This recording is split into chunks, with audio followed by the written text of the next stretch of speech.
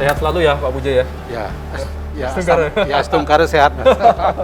Baik saudara, saya sudah menjumpai Bapak Iwayan Puja selaku Kepala Dinas Lingkungan Hidup dan Kebersihan Kabupaten Badung. Nah, Pak, saya tadi sudah meninjau apa boleh dikatakan pantai sepanjang Pantai Kute dan ke utara, Pak. Nah, kita sebetulnya pengen tahu bagaimana dari pemerintah daerah kabupaten maksudnya melihat fenomena ini kan setiap tahun nih, Pak. Ya, Pak, setiap tahun. Setiap tahun selalu terjadi. Ya.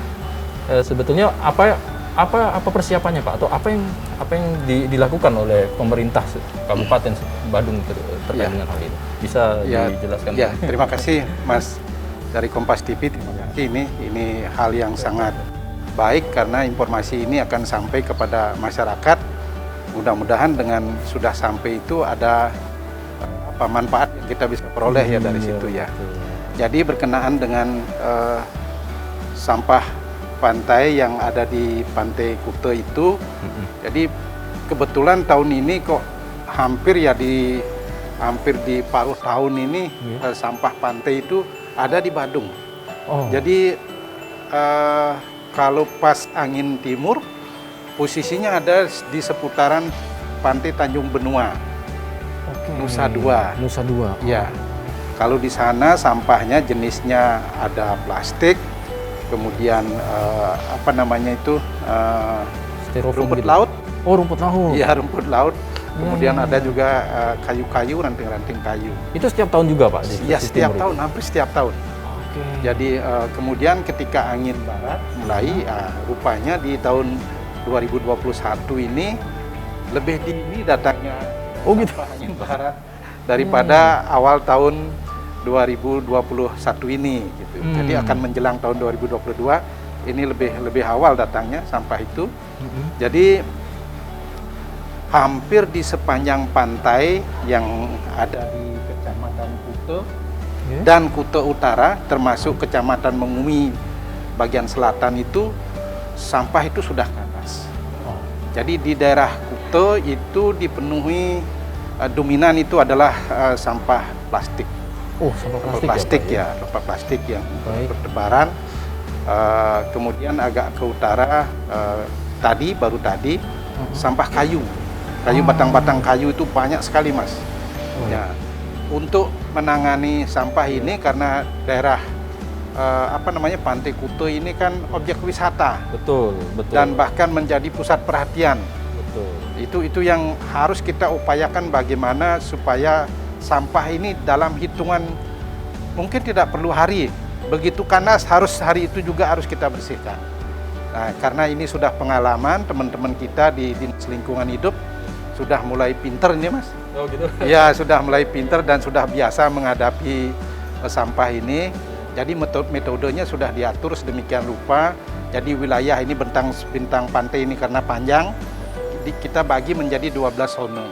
12 zona. Ya, dibagi mulai dari daerah sepanjang pantai ini, dari daerah di Cemagi itu sampai ke daerah Jimaran itu, Mas.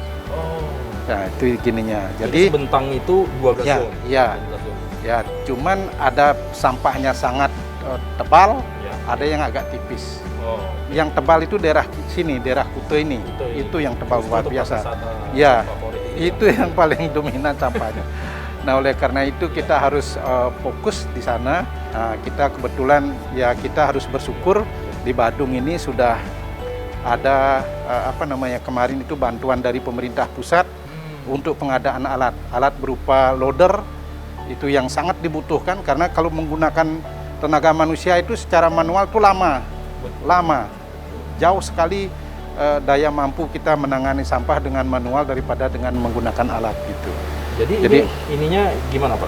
Sistem kerjanya ini melibatkan siapa di sana? Ya, sebenarnya komunitas lokal di sana ikut, yaitu desa adat, kemudian ada juga pencinta lingkungan, ada komunitas-komunitas yang memang peduli terhadap lingkungan itu terlibat, dan yang paling kunci itu ya kita dari Dinas Lingkungan Hidup, ya tenaga kita gitu. Kita punya tenaga hampir 800-an orang Ya, khusus untuk yang bergerak di bidang kebersihan itu 600-an.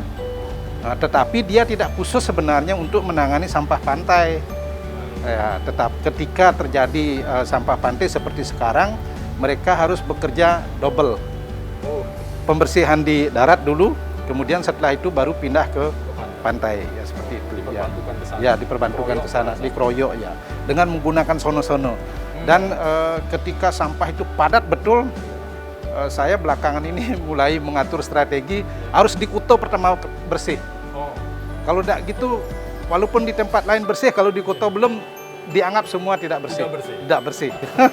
Jadi itu. Memang ini Kuta menjadi sentral ya, utama ya Pak. Ya. Ini. Jadi berarti ini sejak kemarin sudah 1 minggu lebih Pak? Ya, sudah ya, kader sampah. Dan bukan hanya itu, pasirnya juga kan tergerus. Ya, betul. Ya, pasir tergerus itu. Kena abrasi ya Pak? Ya, kena abrasi. Ya, ditarik sama gelombang laut. Seperti kemudian itu. Jadi Dinas Kebersihan dari Kabupaten Badung mengajak juga masyarakat desa di situ ya Pak ya? Ya. Untuk membantu percepatan untuk membawa sampah-sampah ini. Ya. Itu dibawa kemana sih Pak kalau boleh tahu? Nah, sementara ini kita belum ada teknologi untuk pengolahan sampah itu, sampah pantai terutama. Ya terpaksa kita sampai saat ini kita buang ke TPA di Suwung. Oh, dibawa ke sana. Ya, sementara. Tapi ke depan kita mau semua sampah akan kita olah. Ke arah itu sudah ada, jadi kita menyiapkan teknologi pengolahan sampah. Jadi harapan kita adalah semua sampah itu bisa kita selesaikan secara mandiri di masing-masing kabupaten kota seperti itu. Kalau kita di Badung ya di Badung. Mudah-mudahan nanti tahun 2023 awal kita sudah bisa. Seperti itu ya. Kalau boleh tahu Pak, sehari itu bisa ada kemampuan berapa ton dalam tanda kutip, berapa kubik sampah yang bisa kita bawa, yang kita istilahnya kita angkut ke penampungan akhir ya Pak. Kalau pengalaman data kemarin sampai berapa sih Pak? Kalau sekarang ini kekuatannya berapa? Yang sudah kita kerjakan itu sebenarnya hampir 125 ton. 125 ton? Ya, per hari. Yang sudah diangkut? Ya, yang sudah digini, yang diangkut. Kan yang angkut rutin kan, ditambah sekarang ini. Tambah sampah pantai ini ya volumenya pasti bertambah. Seperti itu. Ya lumayan lah nambah beban kita. Biasa. Ya. Biasanya sampai berapa lama sih Pak kalau pengalaman kita kemarin? Kemarin awal tahun 2021 itu kisaran bulan April. Sampai bulan April? Sampai bulan April. Awal April Pak. Tapi kalau puncaknya tuh di ini sekarang di awal ini justru. Desember, Januari, Februari itu ya.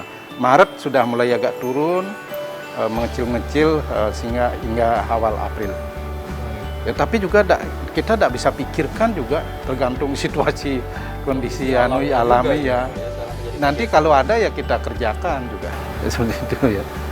Ya. Baik. Nanti kita akan lanjutkan lagi ya Pak Pujaya. Siap. Kita juga ingin tahu bagaimana ke depan supaya ya ini alam, boleh dikatakan alam, tapi kan kita bisa mengantisipasi, bisa melakukan kegiatan-kegiatan yang menanggulangi ini supaya tidak menjadi bencana dalam tanda kutip. Bencana sampah di pantai kan luar biasa. Siap. Ya Pak Pujaya. Siap. Kita kayaknya geser ke sana lebih baik. Iya Pak. Yuk, Ya, mari Pak. Pak.